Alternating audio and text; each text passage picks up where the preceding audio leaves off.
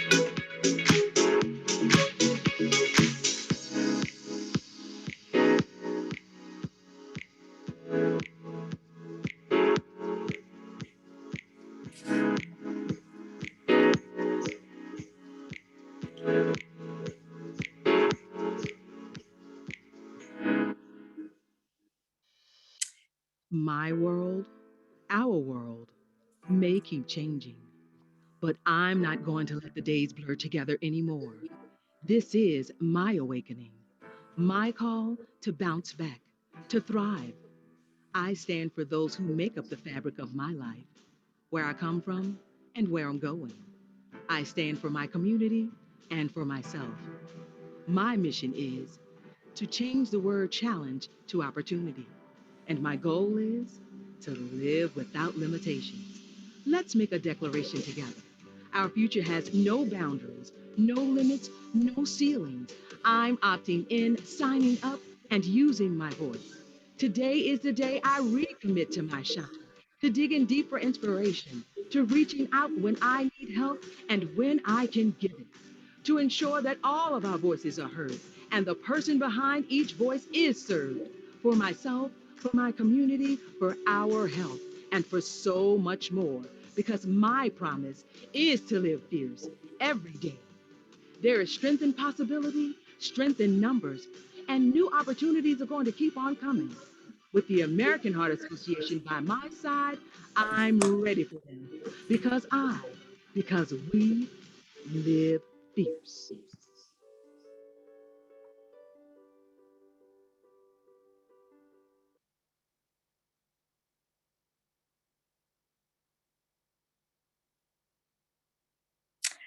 Good afternoon, everyone. We are here. We are all together on this Tuesday afternoon. Thanks so much for being with us.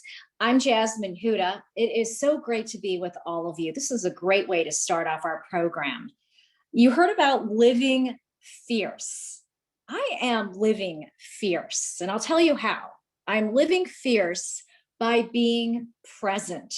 Everything I do, from speaking with you this afternoon to everything I do through the course of my day and the conversations I have with people. When I'm at work, I am present and I am owning everything I do. And I hope you are too. Today, we are so excited to connect with you, and we want to thank you for inviting us into your home, your office. Maybe you're at the park on this beautiful day, wherever you are. We want to inspire you to support Go Red's mission, Go Red for Women's mission during this pivotal moment. We know this time is challenging now, but more than ever, we want to celebrate and we want to connect women. The work of the American Heart Association has never been more important. Before we get started today, we do have some housekeeping items. Just take a look at your screen. You have the capability to adjust your view in the Zoom. Make sure your view is set to gallery. I know a lot of you are familiar with this, but it doesn't hurt to go over how this all works.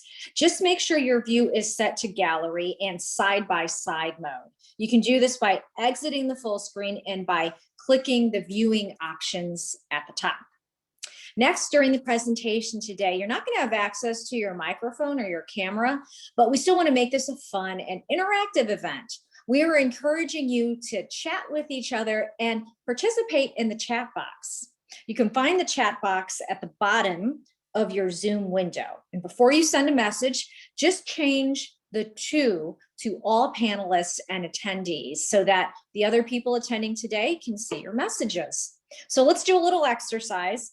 Open the chat box, change it to all panelists and attendees, and tell us where you're from.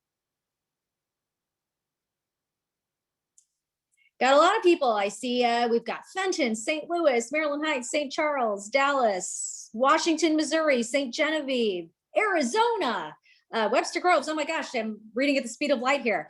We have people from all over the country. I just saw Los Angeles, Dallas.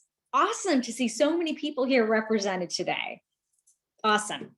Well, in addition to chatting with this experience, we want you to amplify it on your social channels. We want you to, we want to inspire you to dress up a little bit today. I know if you've been here in person, one of the best parts of these Go Red events is taking pictures of yourself and posting it with your girlfriends. You can still do it virtually. So do it. It's all post worthy.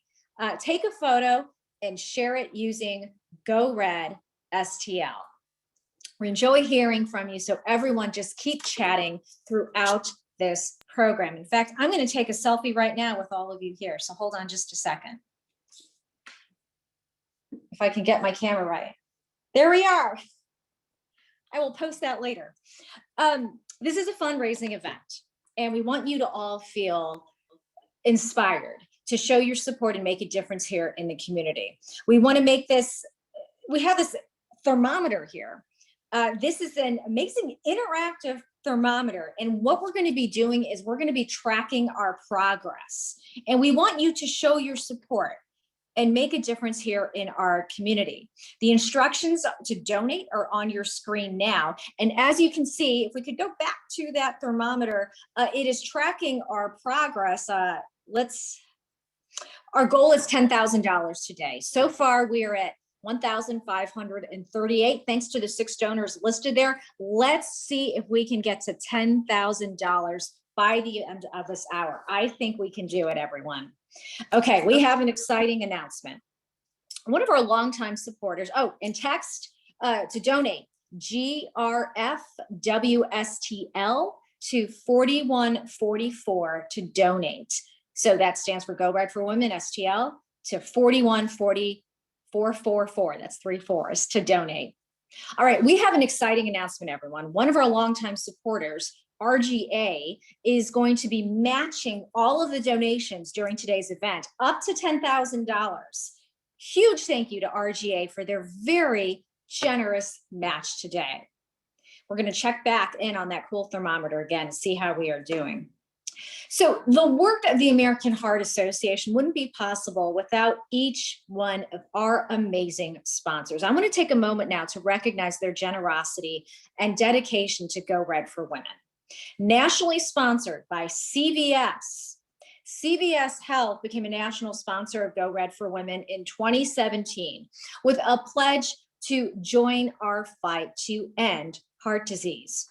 In 2018, they furthered their commitment with a 3-year pledge.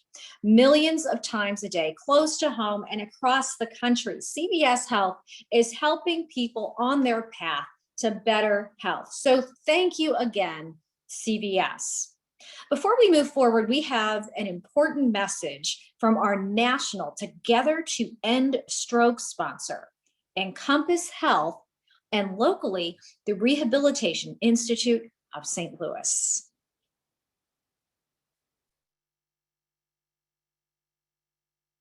Hello, I'm Barb Jacobsmeyer, Executive Vice President and President of Inpatient Hospitals for Encompass Health Corporation, a proud national sponsor of the American Heart Association and American Stroke Association's Together to End Stroke initiative. I'm also honored to be part of the National Go Red for Women Leadership Council. This cause is not only a way that I can be a better advocate for our patients at Encompass Health, it's a personal cause as well. My mother is a heart attack survivor, and my youngest brother died at the age of 41 from a heart attack. Through my professional and personal experiences, I have seen the devastating impacts of heart disease and stroke firsthand. But they've also taught me why it's important to know the signs of heart disease and stroke. Every 40 seconds, a stroke occurs in the United States. Would you recognize the signs of a stroke in order to help save the life of a loved one, or perhaps your own? The easiest way to remember them is by the acronym FAST. F stands for facial drooping. A stands for arm weakness. S stands for slurred speech. And T stands for time to call 911. In addition, time is not only crucial for diagnosis and treatment, it's also vital for the recovery period. Patients who start rehabilitation early have better outcomes and will reach a higher functional level. That's more time for family, more time for travel, more time for baking cookies, more time for golfing, and more time to live life to the fullest.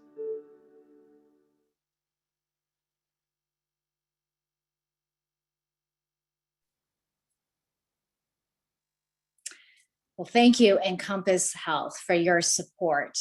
We want to thank and we want to recognize our presenting sponsors, Centene Charitable Foundation, Ameren, Anthem, Deloitte. We also want to recognize with great gratitude our signature sponsors, BJC, Edward Jones, and SSM Health. And thank you as well to our Beyond the Table sponsors. You see them listed on the screen. Thank you all for your very generous support. Now, before we move on, I want to remind you that it is not too late to register for the online auction. If you've already signed up, be sure you check your auction bids. The auction closes Thursday. That's April 29th at 5 o'clock. I know 5 p.m. I should say. I know you don't want to miss out. There is a mini satchel direct from Michael Kors collection, or a great weekend getaway. I think we could all get away now to Lake Egypt in Southern Illinois. The link to sign up for the auction is in the chat box. And once you click the link, you start bidding to create your account. So good luck, everyone, and happy bidding. Now, before we continue with the program, I want to introduce you to a fabulous speaker, Katrina McGee. Katrina is the Executive Vice President of Marketing and Communications for the American Heart Association, and she has a very important message. Please give her your full attention. Hey, everybody. I am so excited to be here with you today. Listen, I got to be honest, y'all are my peeps. I love spending time with people who love people. And if you're a part of this Go Red for Women movement, there are three things I know to be true about you. First, you care about your community. When you heard that 1 in 3 women will die from cardiovascular disease, you said, oh no, not on my watch. Losing even one woman is just too many. I also know that you believe that we can defeat heart disease. You understand the power of using your voice to make a difference. And when together we do that, we become the collective force of many. Now, the third thing I know is that you're busy. How do I know? Because only busy people get things done. Listen, we are parents and professionals, spouses and siblings, caretakers and community workers. Whew, I'm just tired talking about it. And yet, life is still full of possibility. And yet, there is so much more we can do. The thing is, though, when we're this busy, it's so easy to let our own self care fall off of our to do list. That's why today, while I'm grateful for all you do for Go Red for Women, I want to talk to you about you. I want to talk about how you can prioritize your self care so it goes from being a buzzword to a way of becoming, a way of being, beginning with first thing in the morning. I want to challenge you to own the tone for your day. Now, what do I mean? That means that you set the tone before your feet hit the floor, that you express a moment of gratitude, that we be all in with our lives. See, what usually happens is we wake up, roll over, and grab our phone. And then whoever texted, tweeted, or sent us an email, we give them permission to set the tone for our lives. Nope, no more. In prioritizing your own self care, you make the courageous decision to set the tone, express a moment of gratitude, and then leave your phone alone for 30 minutes. Yes, I know it seems impossible because the zombie apocalypse could have happened overnight and you need to know. But you know, the funny thing about our phone? It rings. So if there is something important you need to know, somebody will call you. Listen, when you take care of yourself, when you prioritize your own self care, you own the tone for your day. The second thing I want to challenge you to do is cultivate selective ignorance. Now, see, most of us have FOMO, that fear of missing out, which is why we buy into this 24/7 news cycle. But science tells us the more news you watch, the more depressed you'll become. So we have to get in the habit of protecting our own peace of mind by cultivating selective ignorance, where you decide how much news you consume, where you decide what comes into your spirit so that you can stay powerful and positive all day long. The third thing I'm going to challenge you to do is to focus and finish your top three. Now, what are your top three? It's your well being, your health, and your wealth. Each day, I want you to focus on doing one thing in each of those categories that's good for you. For your well being, it might be that you read a positive word each morning. It might be that you incorporate joy breaks into your day. That's that 15 minutes on your schedule that you set aside just for you. For your health, pick just something. Y'all, I know it's tough. Everybody's telling us what to eat, how much, what to do, how often to work out. You pick the thing that works for you. Drinking more water, getting exercise. If all of that is too much, I just want you to go outside and get some fresh air for 5 minutes each day. Pick one thing you can do, one small step for your health. Finally, your wealth. That's how we earn a living. Listen, most of us have 50,000 things on our to do list. We set ourselves up for failure each day. So I want you to pick the one thing that you must finish each day and do that first. I promise you, self care can be more than just a buzzword, it can be your way of being. If you own the tone for your day, if you cultivate selective ignorance, and you focus and finish your top three. As a Go Red woman, I already know you are strong, you are resilient, you are empowered, you are fierce. So own your life, prioritize you. Let's you and I live fierce and be a relentless force together.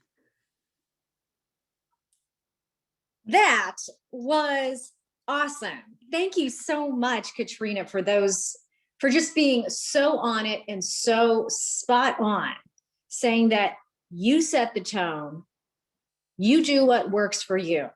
And I love the advice of setting your phone aside for 30 minutes. I mean, I think we could all stand to do that and get some self-care in. So thank you so much, Katrina. I hope you took some notes because I did on my script. She was great. I now have the honor of introducing Tracy Agater. Tracy is principal at Deloitte and the 2021 Go Red for Women co-chair. Thank you, Jasmine. It's wonderful to be here. What an exciting event. The team has done a fantastic job pulling this together in the course of a pandemic. When the team approached me to chair, I already knew heart disease and stroke were not just a man's disease, but then I learned more. I learned that through the years, women have been left out of studies, women have been underrepresented, uncounted, undiagnosed, and untreated. And it was my chance to be a part of the solution. So behind all the great work, there's a great team, and Go Red is no exception. I'd like to take a moment to thank a very special group of volunteers. The Go Red for Women executive leadership team has worked tirelessly in this extraordinary year to fund and support the work of the American Heart Association while navigating through this pandemic. Thank you for answering the call and working to make our region better. I'm now excited to turn it over to my co-chair and my friend, Sandra Van Treese, for her remarks. Well, Tracy, thank you so much. It has been my privilege to co-chair this event with you and to work so closely with our executive leadership team who, as you well said, stepped up to the plate and have made this a reality.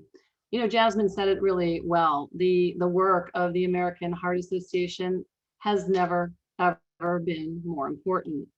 The AHA, as many of you know, they really advocate for change in policies, change in our environments. These are changes that need to address a variety of inequities across access, across nutrition, just quality of care in general.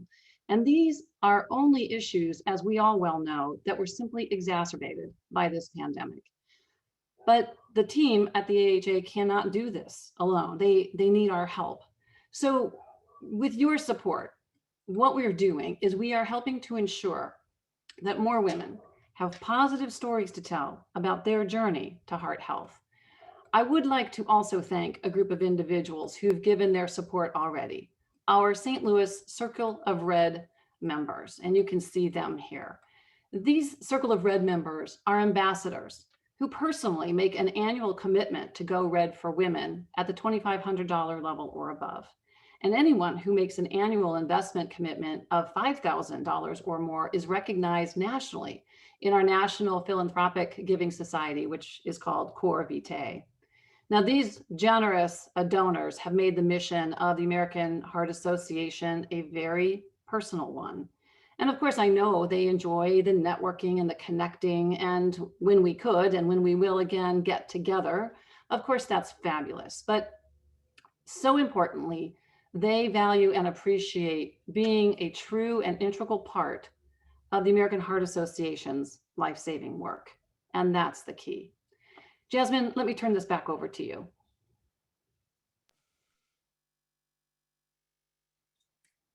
Thank you so much, Sandra. And it's now my pleasure to introduce another important speaker as part of our program. I think you are really going to enjoy this. Some 50 years ago, Catherine Childers made history as one of the first female special agents selected to carry the badge of the United States Secret Service. Her life reads like an action movie. It's one that would scare most of us to death. The story she's going to share, though, with us today is real. As a little girl, her father taught her to face fear with a dead-eye aim, and she has been doing it ever since. Today, she's going to share some simple advice that changed her life, and it could change yours. Give Catherine your full attention because she's got some great stories to tell, but also a great perspective on life. Please welcome Catherine Childers.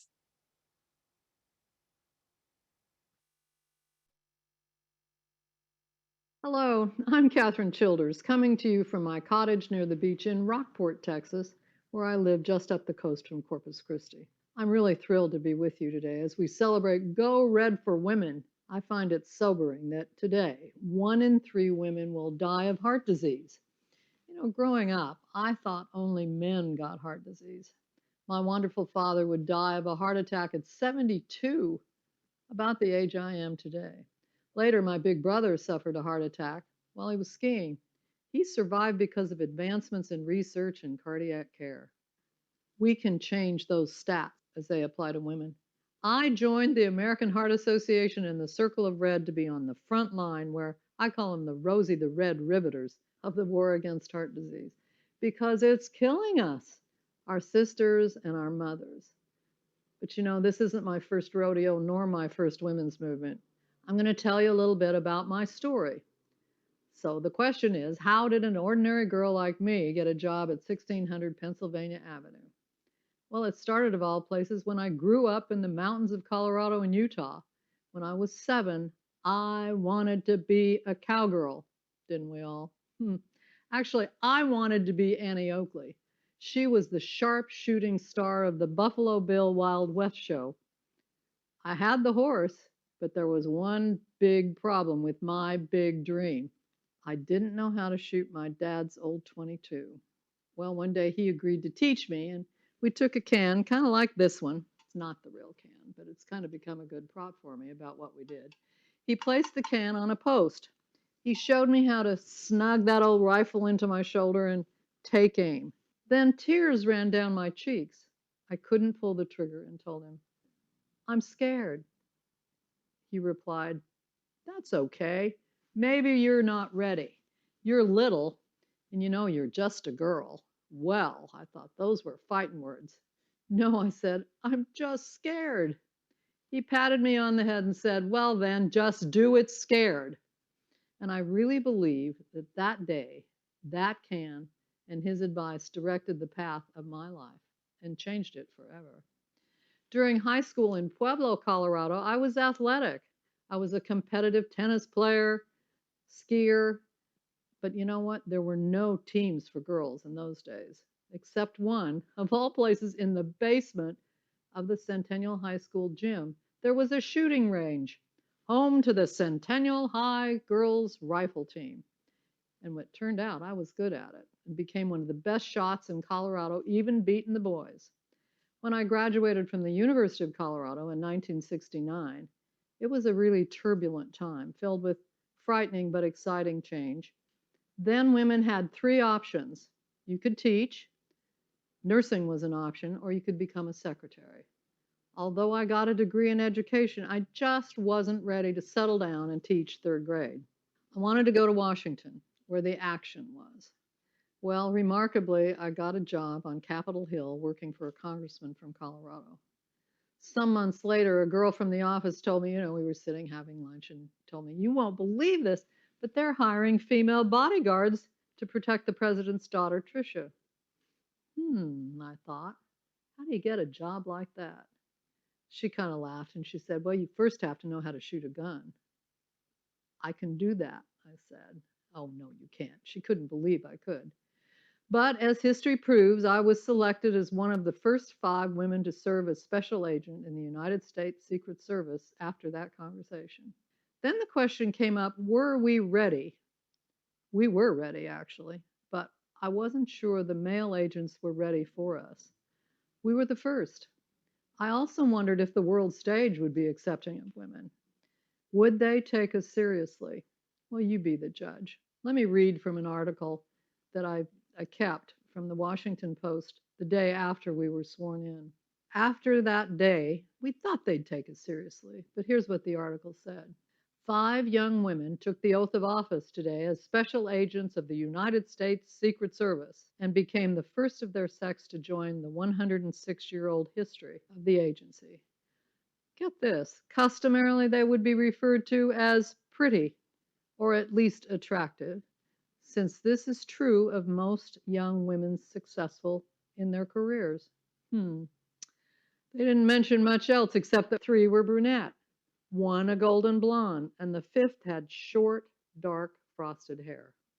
No mention of trust and confidence, skills, or training. Little did that reporter know how easily we could have broken his pencil and taken him down with our thumbs. Well, after the swearing in, they handed me a big box with all my gear, a .357 Magnum service revolver, a badge, a commission book, handcuffs, and 6 extra rounds of ammunition. You know, I can even remember today thinking back, I'm going to need a bigger purse. But the big thing was an American Express card in my own name, just like the one I carry today. In those days, ladies, girls didn't get credit unless their husband, father, or a brother signed on it. The bottom line, you couldn't just get credit yourself. So I put that card in my wallet. I put on my uniform. Now, you didn't know that agents had uniforms, but they certainly did, and you'll probably recognize it. Well, first there was on-the-job training. For almost a year, we learned jujitsu, hand-to-hand combat, additional training with firearms, even though I was a pretty good shot, undercover investigation, and even how to drive the presidential limousine. My office was the White House, where I protected the president, the first family, his daughter, yes, and foreign heads of state like Israel's Prime Minister Golda Meir and the Princess of Spain. I was on duty during state dinners, official events, and South Grounds arrivals. Fascinating, yes. Scary, yes.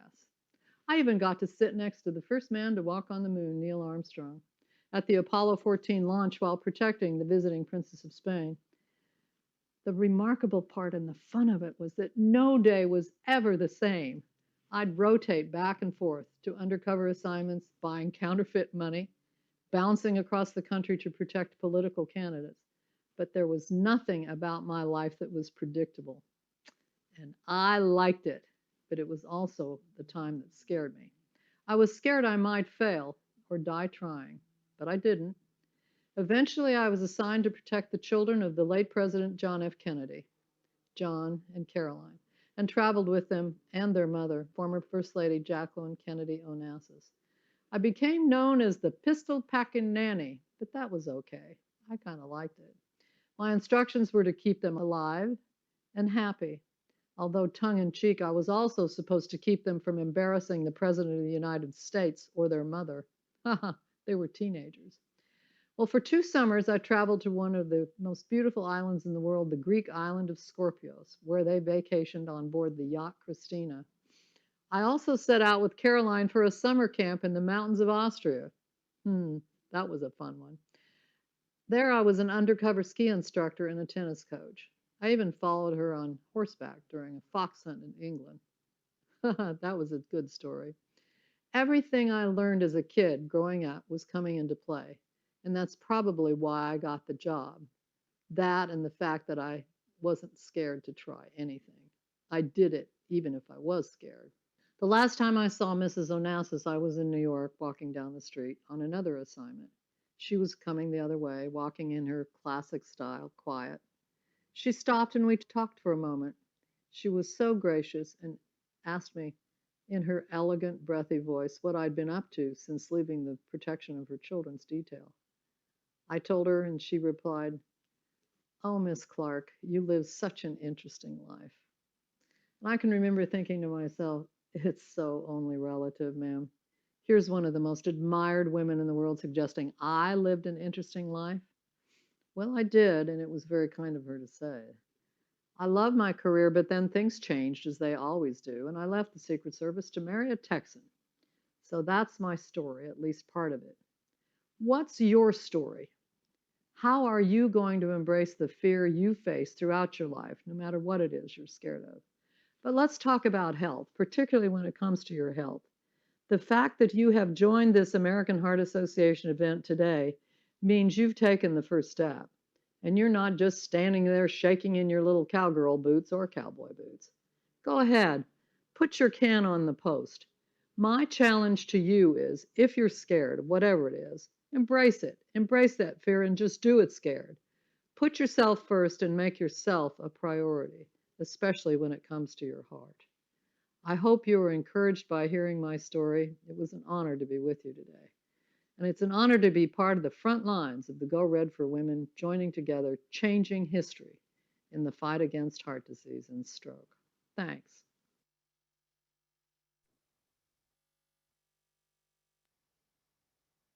Wow, that was fantastic.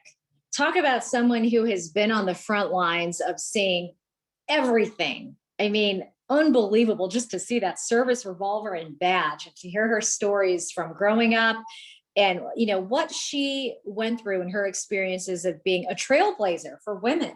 And here she is now, still forging a path for us and still being a leader in the Go Red for Women movement. When she said, just do it scared and put yourself first, I wrote that down. I wrote it down.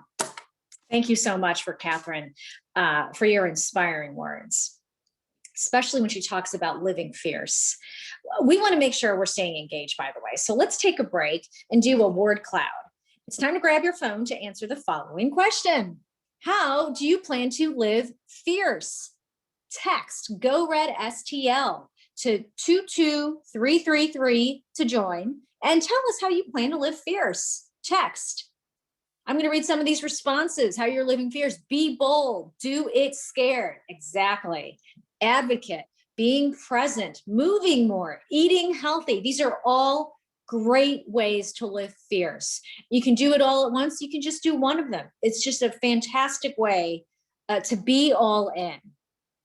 Now, as we know, heart disease is the #1 killer of women, and our heart and stroke patients need us now more than ever. It's time now for my favorite part of our event. If you've been to Go Red for Women luncheons before, we always share a very inspiring and moving story. And we are going to share a story that emphasizes the importance, as we always do, of our life-saving work. My honor to present to you now, Golda's story.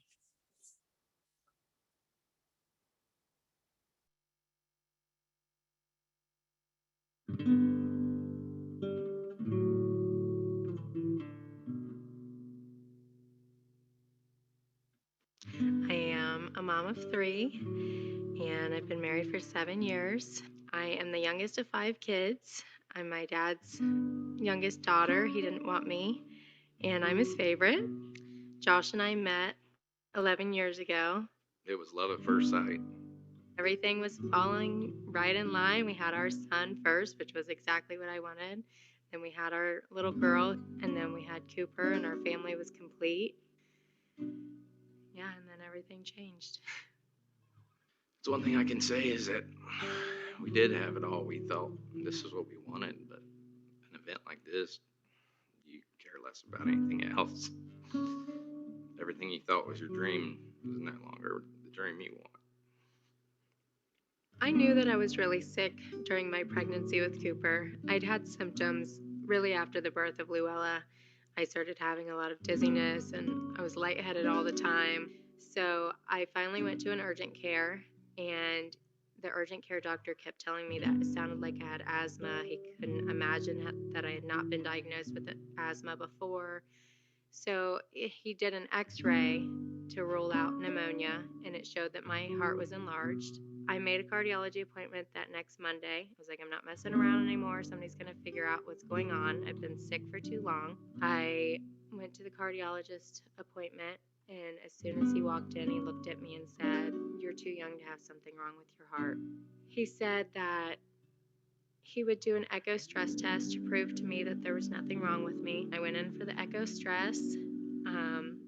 As soon as I sat down and she started the echo, I knew something was wrong. She says, "I'm really sorry. We can't put your heart under any stress." She said, "You have a reduced ejection fraction." I called my husband, told him that everything that I'm Googling is telling me that I'm in heart failure.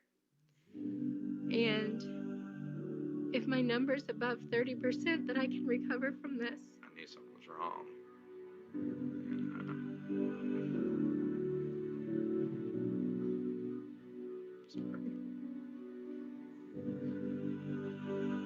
The doctor called me back from his cell phone and said, "I'm really sorry. I know why you're feeling so puny. You have what we call peripartum cardiomyopathy. You're in chronic heart failure." And I said, "What's my number?" what's my ejection fraction? And he said, you're at 15%.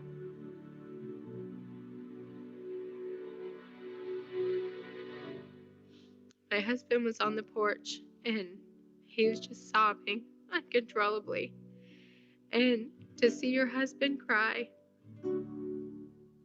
is absolutely one of the hardest things, because you know that it's serious, then you know that you're not just being dramatic anymore. This is serious. I'm a mechanic, so I can fix just about anything. This I can't fix. There's nothing I can do. When I went to Christ, I met Dr. Chung, who I absolutely adore. He told me how serious it was and what we could do, and what my options were and the recovery time. But he also was very honest with me and told me that the likelihood of me recovering was very slim.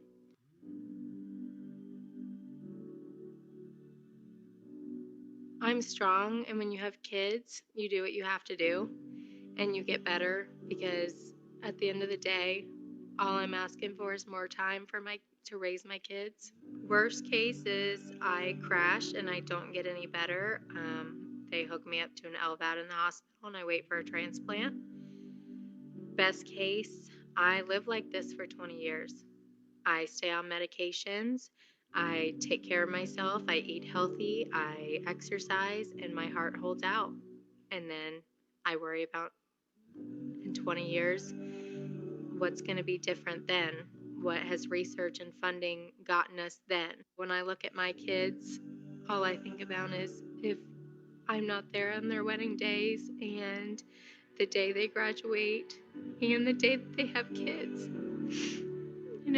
When you have kids, your mom is like your number one person that you depend on, and I don't have that, so I need my kids to have that. I need Luella to, have her mom. Hopefully, people continue to support the vision of the American Heart Association. I'm 30 years old, and I really feel like there's hope that with research and funding that it's just going to keep getting better, and there's going to be a light at the end of the tunnel. I'm just trying to fight for the future and fight to raise my kids and make a difference and raise awareness so women know that this can happen, that you can look perfectly healthy on the outside and be dying on the inside. My vision for the future is that, things get better. Her heart can last long enough till technology catches up and, something can be done. I just am trying to get every last beat out of this heart that I can get out of it before I trade it in for something new. I have high hopes that the American Heart Association's research will make my vision a reality.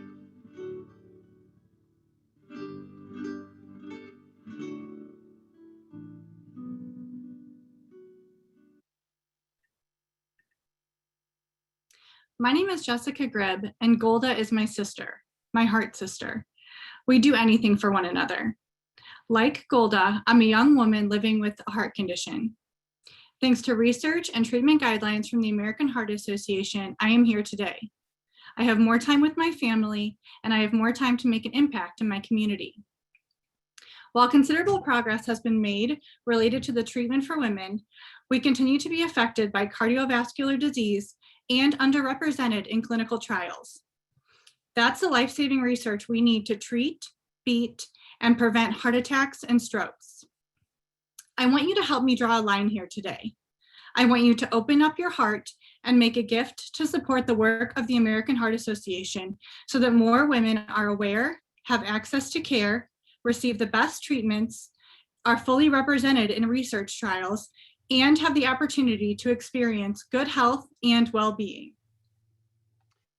Jessica, thank you so much. Thank you both to Jessica and Golda for sharing these powerful stories. These are real stories. These are real women with these conditions, and they're so powerful, and we appreciate your sharing with us. The Heart Association measures its success, as you all know, by the number of lives saved and lives improved, people like Jessica, people like Golda and their families. And we know this, funding the research is absolutely key.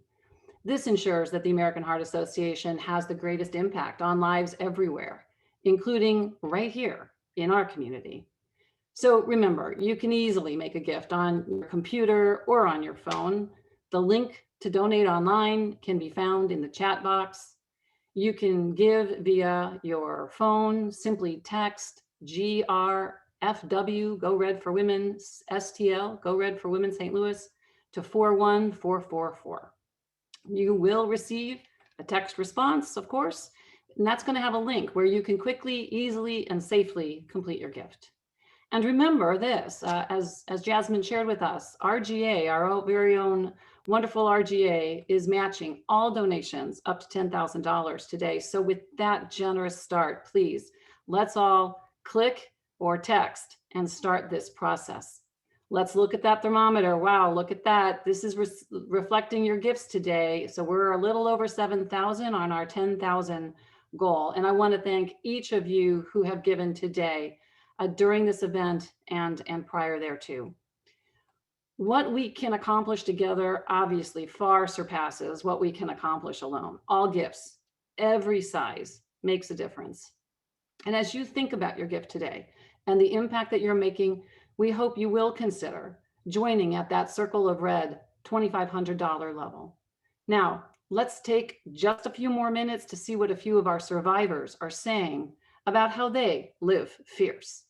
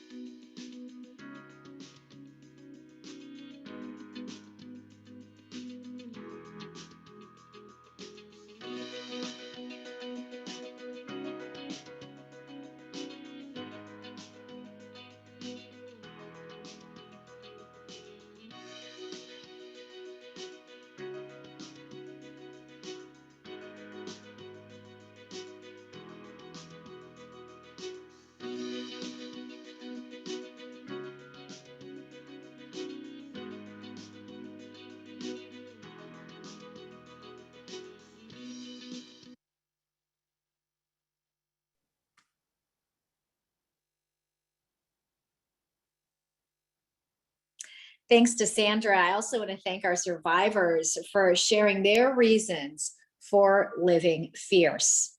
As we are coming to the close of our program, remember, you can still make your gift. It's super easy. Just text GRFWSTL, so the initials of Go Red for Women STL, GRFWSTL to 41444. Again, that's 41444. And that's how you make your simple gift. And we want to thank you all for your time and your generous gifts today. Before we go, I want to remind you, check on your auction bids. The auction closes this Thursday at 5 p.m. I know you don't want to miss out, so make sure you keep an eye on your bids. It really has been a pleasure, everyone, being an MC today. I wish we could see each other in person, but this is great. And I really think we have had an impactful message and some fabulous speakers here today. Let's do one last check of that thermometer. Okay, wow, we have exceeded our goal in just a matter of like a couple minutes. The goal was $10,000, raised $10,403. We can still keep it going, by the way. We don't stop here. So please continue your donations and text GRFWSTL to 41444. Thank you all for sharing your generosity with us and your time. We raised money that's going to impact our community. We've heard stories of perseverance and survival, and we came together to celebrate women in our lives. I want all of you to save the date for our next Live Fierce virtual community conversation. It's sponsored by BJC, and it's on May 7th. And that's when we're going to discuss maternal health. And today was fun. And I think we can all agree we want to see each other in person next year. But this was a fabulous way of still holding on to this event and continuing the mission of Go Red for Women in the American Heart Association. For now, that is a wrap for me for 2021 Go Red for Women. digital experience. Thank you for being here today and for staying safe. Thank you again, as always, to the American Heart Association for allowing me to be part of this experience. I am now going to turn it over to Tracy Agater, our chair, for closing remarks. Tracy. Hi, everyone. That is amazing that we have achieved our goal. Thank you all for being so generous. It has been a privilege and an honor to be your chair this year for Go Red for Women. I thank you for that. And I also want to take a moment to thank Jasmine for being our host and doing such a phenomenal job, Sandra and the ELT, Cecilia, Jennifer, Nina, Madeline, Liz Montgomery, and Steve Dixon in IT. It has been a fantastic experience, a wonderful year, a tremendous cause.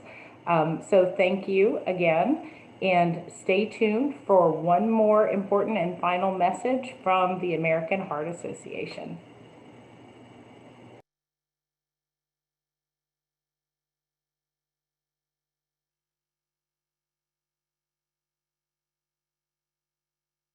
Getting back to this, to her, to family, to friends, to hugs.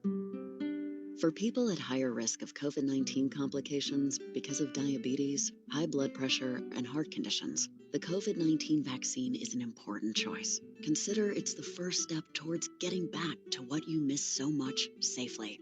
Getting back to life. Set your heart on it. It's up to you. A message from the American Heart Association.